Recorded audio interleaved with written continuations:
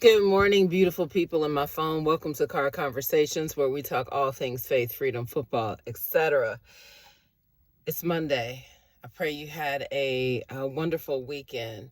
I pray that you were restored over the weekend. I pray that even though it's foggy, it's really, really foggy this morning out here where I am. But I pray for great clarity. I pray that you have eyes to see beyond whatever is trying to obstruct your vision. That's the prayer for you today, for great clarity in your sight. Thank you, Holy Ghost. So, what a great weekend of football outside of the NFL. We're just not going to talk about the NFL right now because I can't with my team.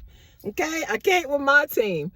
But let's get into this college football that is about to the rankings will come out on Tuesday, and the rankings won't matter until December. Okay, let's be clear on that. They don't matter until December. But we saw Miami go down to Georgia Tech, which I love that for Georgia Tech. I liked Georgia Tech at the start of the year when they opened up in Ireland against FSU and beat them in Ireland. I absolutely, and I saw the chemistry of that team, especially after that win and how they celebrated and how they fought together through that game. And I was like, watch out for Haynes King. Watch out for him. The quarterback he's got skills. And I forgot where he came from because he transferred in. I want to say it was from an SEC school. Drop it in the comments if you know. But great win for him. You know, I liked Cam Ward as was one of my top Heisman picks, now outside of Travis Hunter. And I do like Gabriel out of Oregon, the QB at Oregon, Dylan Gabriel. Yeah, tough loss from Miami. We'll see how they bounce back. I will say this, knowing that the Tech students tore the goalpost down, and we're going down North Avenue in Midtown Atlanta with the goalposts, y'all. This is getting a little out of hand, but I just had to laugh. I was like, here we go. Like, we have entered upon the era of college football where fans will immediately storm the field and they will immediately tear down goalposts. They have begun throwing things on the field during the game, which is absolutely atrocious. So I can't get behind that. And I can't really get behind any of it because moving on to Ole Miss and Georgia and what happened in that game, first of all, shout out to Lane Kiffin because he's been long overdue of this kind of monumental, legacy cementing win. And he deserves it. He deserved it. And we all have watched Georgia all year. They look really good in some games, and then they really don't look good, and they get exposed. And we've seen that a lot, the inconsistencies of Georgia, as well as my team, as well as Alabama. So 2 losses now still doesn't mean it's the end of it, for Georgia. They need to beat Tennessee this week. I'm pulling for them to beat Tennessee this week. We need y'all. We want y'all, Alabama fans, want you all to beat Tennessee this week. So we'll see. That's going to be a huge game. College game day will be there. And I don't foresee Georgia losing that game. I really don't at all. So we'll see what happens there. But the way the Ole Miss fans stormed that field when there was still time left on the clock and they had to go back and clear the field, y'all, we can't do that. Like, that's when I just said they need to stop the storming of the field because it's dangerous. It's dangerous.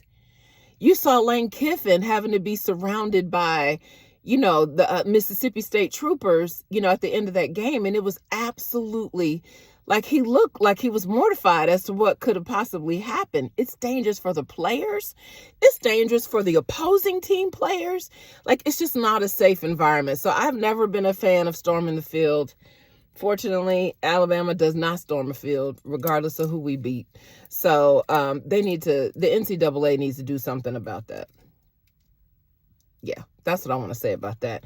On to my beloved Tide, who actually went into Baton Rouge in a night game in the pouring rain and took over their trap. Yep, come into your trap, take over your trap. That's what happened in Baton Rouge. What a sight to see. That was beautiful. And it was very reminiscent to me of, last year, Jalen ran all up and down their throats. 4 rushing touchdowns from Milroe last year. So that's surprising to me that with Brian Kelly being such an elite coach, and I say that in air quotes because I kept hearing a lot of commentators over the last couple of days name him that. And I'm not taking anything from, Brian Kelly.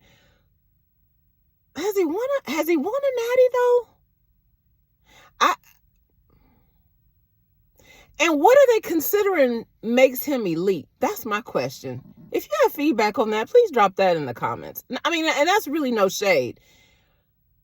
But I haven't seen that yet. He took Notre Dame to the natty. Yeah, we played them then. Yeah. I don't know. I don't know. Is he a good fit for LSU? That's my question. And that was my question initially. What was it, 4 years ago when he came there, 3-4 years ago? Is he a good fit for the culture at LSU? And I think I said something about it a few weeks ago. Like, I just didn't see how he, I don't know. But maybe that's just me. Anyway, great game there. They were headed for the doors, in the third quarter. Y'all saw it on television. The stadium was empty minus, all the Alabama faithful who stayed to celebrate afterwards.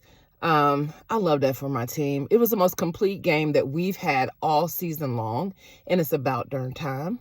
It's about time that happened. It's in November, and they always remember what you do in November. The CFP playoff committee. So, it was a great time to all of a sudden pull it together. We'll see what continues to happen. We have to continue to win on out.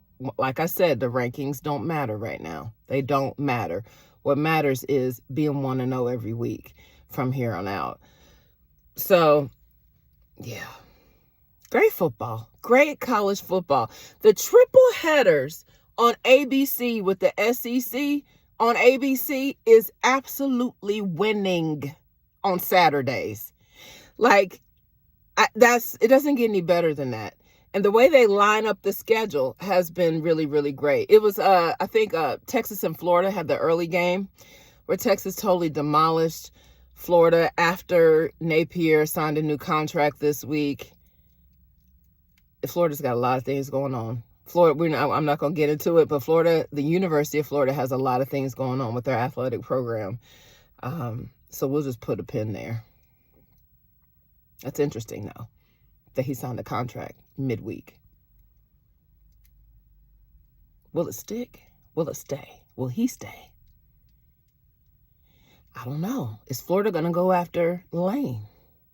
Lane is big time now. Lane had that big win, and what he's done at Ole Miss, y'all, Ole Miss looks like, I will say this, their defense specifically, Ole Miss looks like one of the best teams in the country.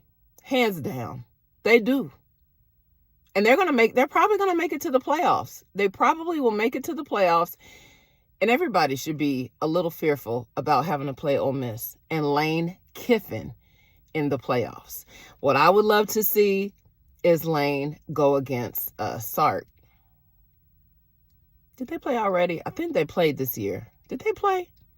But I would love to see that happen. If it happened already, I'd love to see it happen again. I can't remember the schedule. Listen, I love y'all. I got to get in here to start my day. I just wanted to talk a little football. Listen, Roll Tide. Y'all stay winning and y'all stay free.